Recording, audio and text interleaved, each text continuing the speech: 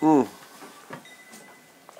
morning. Welcome to Viking Preparedness. I'm Pastor Joe Fox. So today I'd like to talk to you about living in or nearby a small town, the pros and the cons. But first, cue the intro. I went to bed in the Ozarks and I woke up in the Pacific Northwest. Yes, more rain, more wind. That's okay. Excuse me.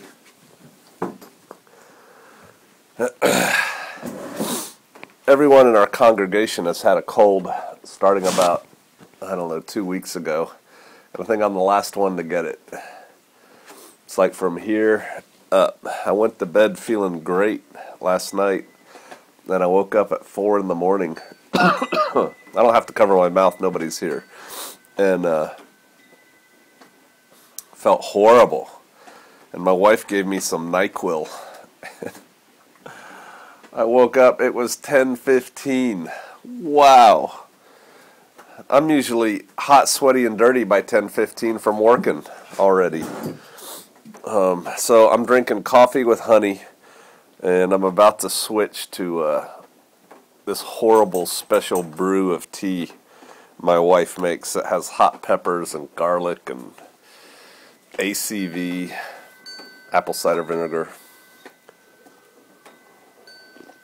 All right. Hey, the chat went well last night, right? Live chat? I thought that turned out okay. Let's get this camera adjusted just a little bit. Despite the fact that I had no, plug-in-the-wall electricity, it worked good. And it was good to see those of y'all that I got to see. So I appreciate y'all making the time to come out and get some things going.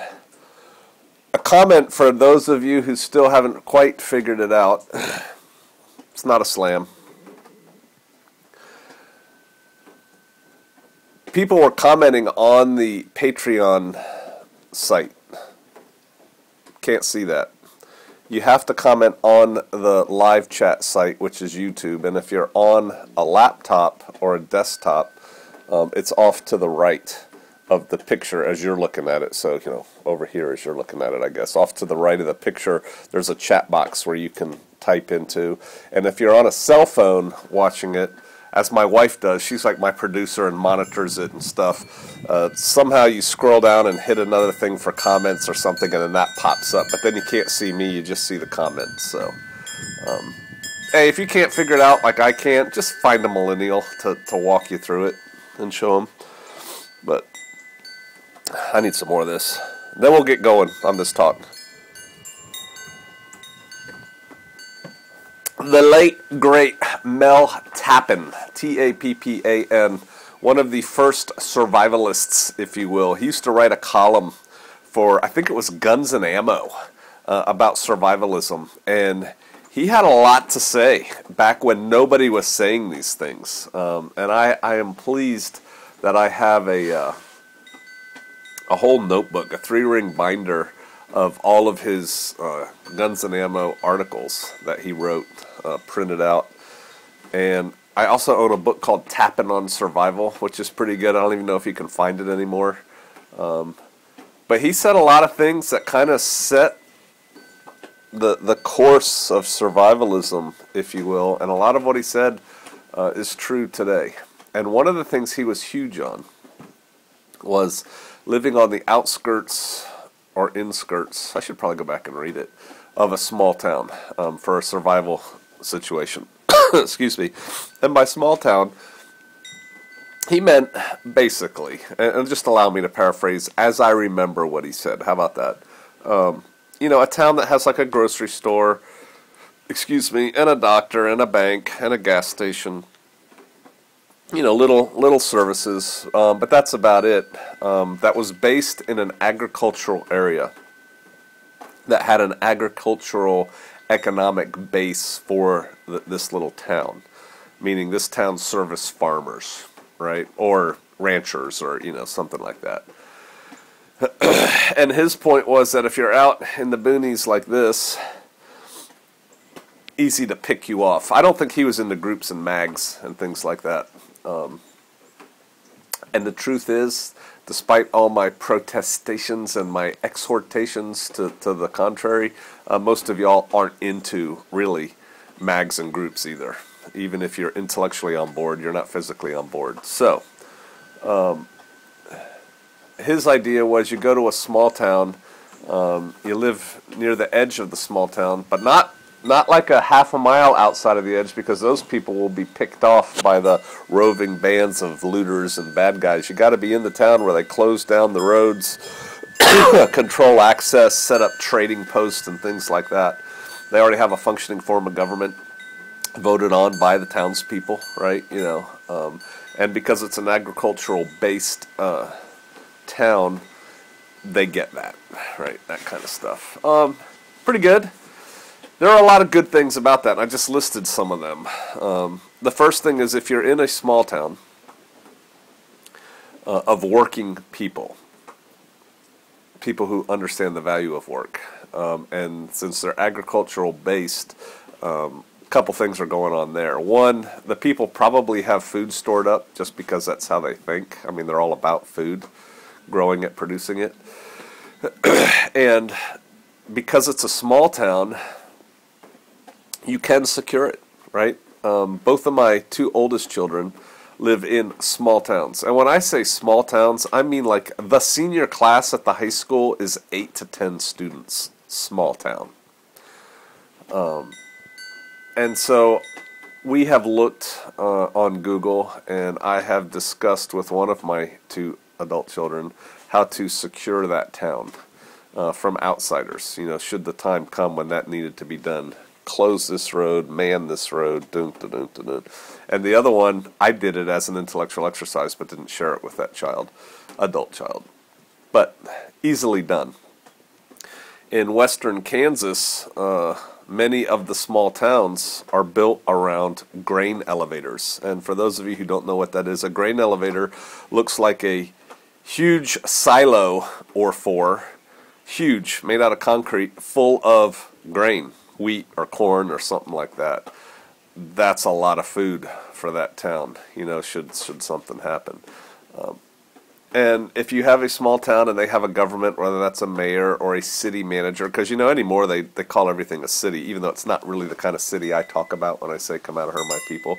But they have elected representatives, kind of like Jericho. Remember the TV series Jericho? Well, they're elected by the people. So, that's cool. And it's functioning, and it would probably continue to function after a crisis. In a small town, you know who you can depend on, who you can go to. And so if the mayor, let's just call that person the mayor, the head of the town, the head of the chamber of commerce or whatever, if a government forms, they're like, what are we going to do? If they don't already have a police department, they probably have a good idea. Hey, Pastor Joe, you want to be our chief of police, and we'll give you some deputies, something like that.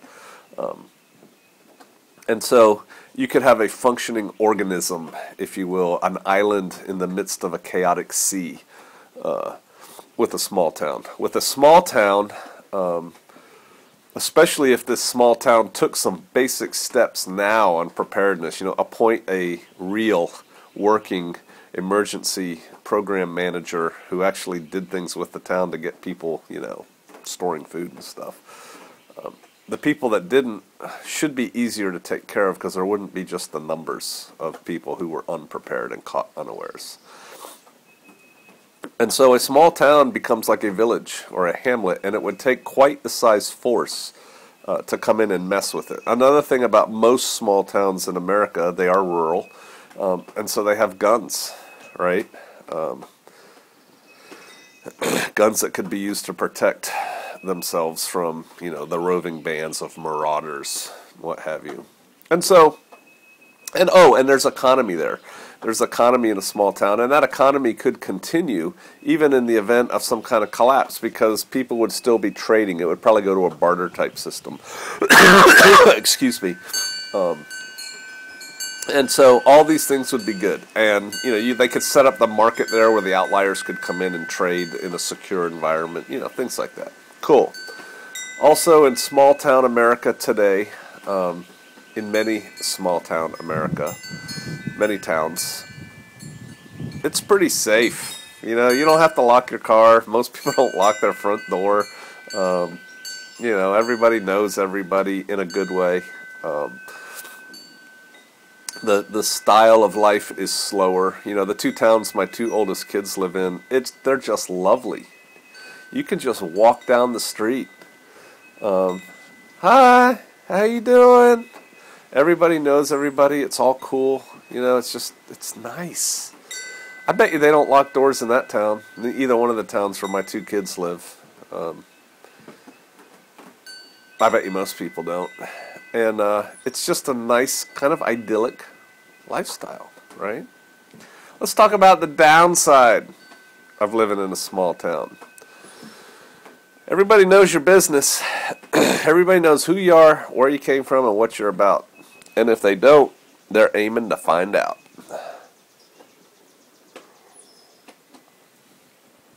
For people who come from the city and have their guard up, right, all the time, that can be a little bit disconcerting. Small town people, this is all based on my experience, right? Which means it might not hold in all cases. Small town people have their own culture in that town. Like each town has its own culture. There are certain things you wear and certain things you don't wear. And, in the city, you can go around peacocking and doing whatever you want and looking like however you want and being a little bit outrageous or flamboyant and stuff like that. Most small towns, whether they vote Democrat or Republican, are pretty conservative, right? If you're a female, you probably don't walk around a small town flaunting your assets, and if you're a male, you're not walking around with gold chains or a funny hat or, whatever. And if you do, you're not going to be accepted, and if you're not accepted, things get kind of hard, right? It's kind of like that. Small towns usually have two churches, and you probably want to go to one of them, right?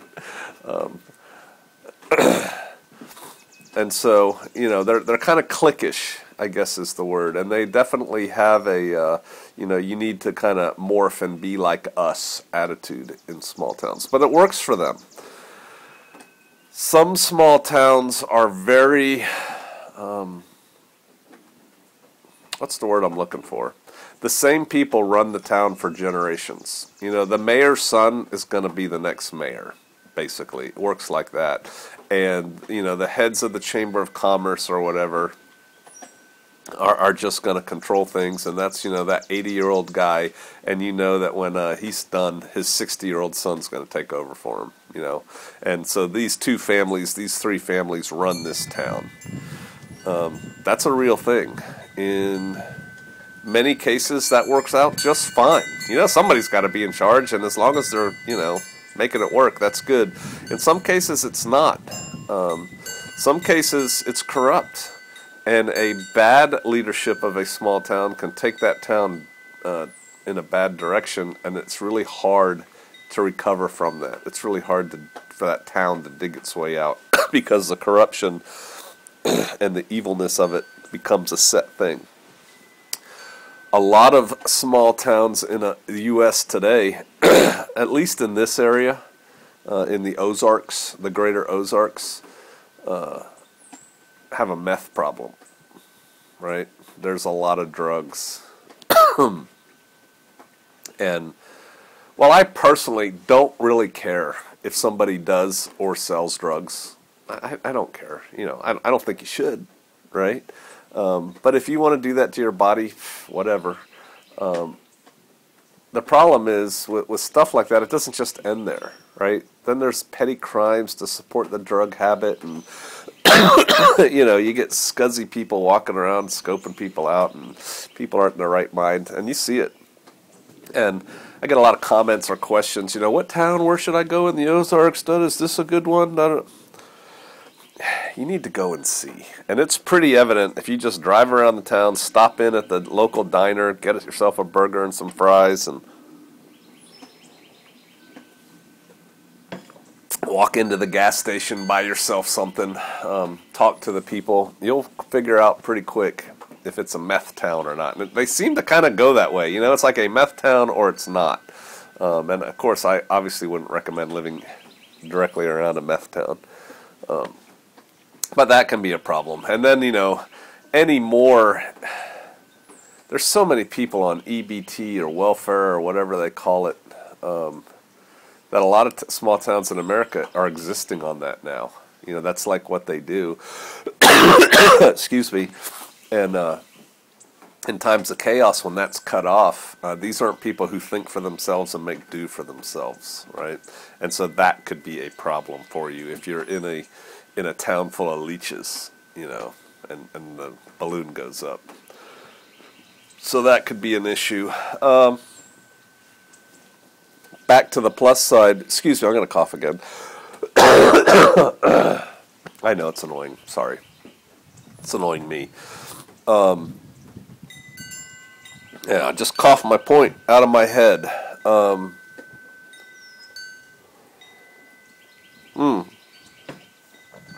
Having a senior moment, you know. Sometimes them thoughts come in my head, and they just go right out like a little birdie out the other side. What was I talking about? Working. See, if you were here, you would key in. You said this, and then it would, you know, work better. Small towns, whatever. I think overall, it's good to be in and around a small town. But again, you got to go check it out. Oh, that's what I was going to say. Prices on real estate are amazingly lower or in and around small towns. You can buy a house on a lot around here for well under $100,000. Well under. I think there's some houses around here on lots in town that are probably around $65K, which is incredibly cheap for a house in most parts of the country. And so, you know, you could go in, do your house, buy your house, grow your garden, meet the townsfolk, and use that as a base of operations to go maybe buy a bigger piece of land elsewhere. And then you could move on to that land and rent your house in town or something for a little income stream, right? I mean, you know, different things. That's kind of getting off track. But real estate prices are lower in these small towns in America. And these small towns in America exist, you know, everywhere, not just in the Ozarks. They're everywhere. And another thing about a small town, you know, I look at the founders, you know, the founding fathers of this nation and how much of an impact they had on where this nation was going. And at one time I read a book or an article or something about how there just weren't that many people in the entire United States at the time of the Ben Franklins, Thomas Jeffersons, John Hancocks, Paul Revere's, you know, all those guys. There just weren't a lot of people. And so these people were able to make an impact, to have an impact on the future of the country. And so if you move to a small town and you've got anything on the ball and you apply yourself at all, you could have a big impact, potentially, possibly, on that small town. You're not going to do it right away. You remember when I said there's like one or two families that run things in a lot of towns? Yeah, it's like that. But you could have a big impact if you played your cards right. And so there's something to think about there with less people. You know, the cream tends to rise to the top. So, do I think you should move in or around a small town? If you don't have a group of people, yes. That would be. I think you would be safer than just ma and pa out there in the middle of nowhere. Especially if it's difficult for you to make friends, to, you know, introduce yourself to people and develop relationships. Then it's probably better to get into a small town where the town will just naturally go and start protecting itself from the others that come out. So there you go. I hope that was helpful. I hope you all have a good weekend. Thank you in advance for your well wishes. I know you're gonna give me some. I'm fine. You know, I just up here to right here. All this is full of gunk, but I will be fine. And I look forward to seeing you all out there.